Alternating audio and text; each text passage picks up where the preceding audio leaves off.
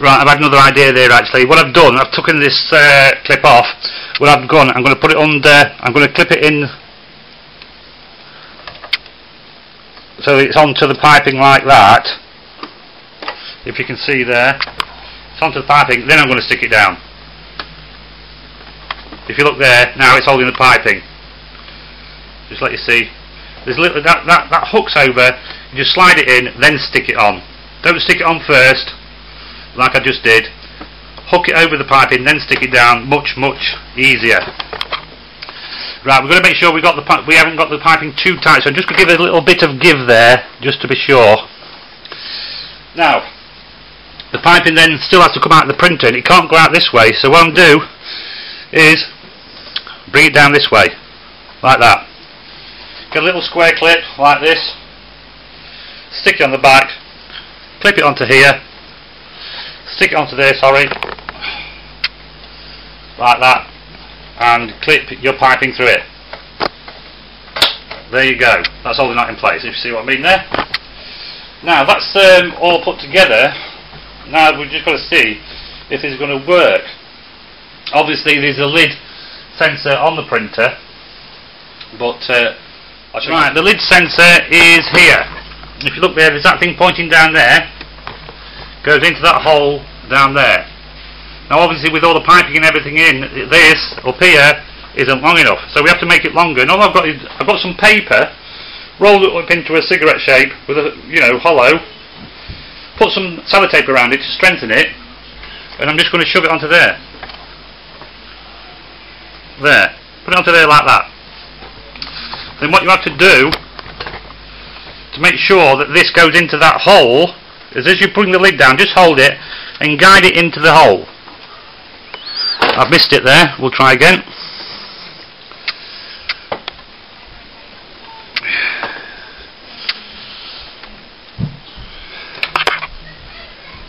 There, that's guided into the hole.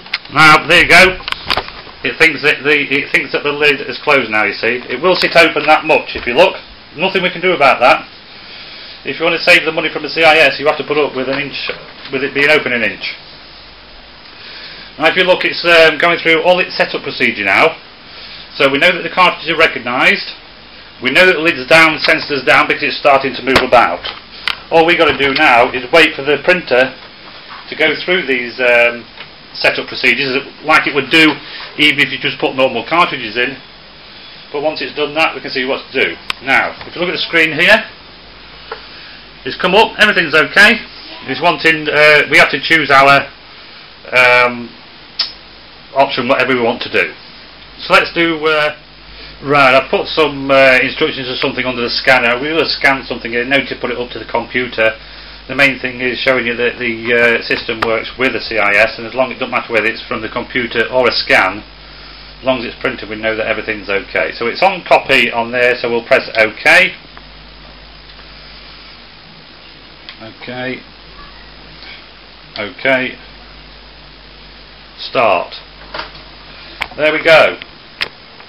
Let's see what happens. It's started, going through its preparing and all that lot.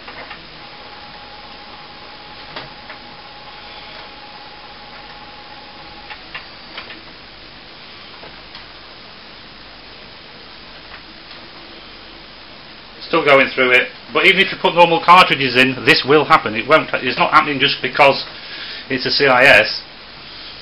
Canon printers seem to be so slow.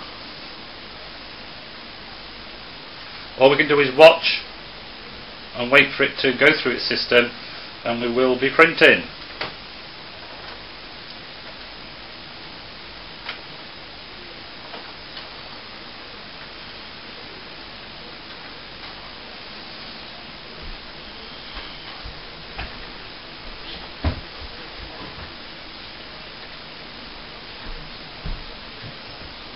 God, it's like watching paint dry.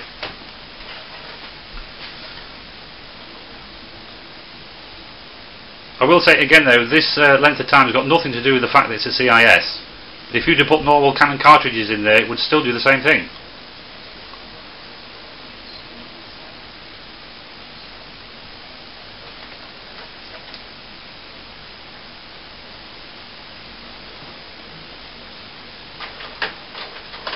Right, at last it's starting to do it. Watch down here. And there's the scan coming out there. Absolutely perfect. Yep, absolutely perfect. Printing. There you go. Everything's gone fine there. As I say, this printer was the hardest one to get right out of all the Canons so far, but with a bit of thinking and working out, we can get there, and that's the main thing. We don't want to be paying fortunes in ink cartridges when all it means is we've got to have the printer open that little bit there. We can save a fortune on ink. I just want to tell you a couple of things just to make sure that it's pretty clear to you. Your bottles must be, without fail, on the same level. Don't have them higher. Don't forget your little, let's go around there, your little air bungs.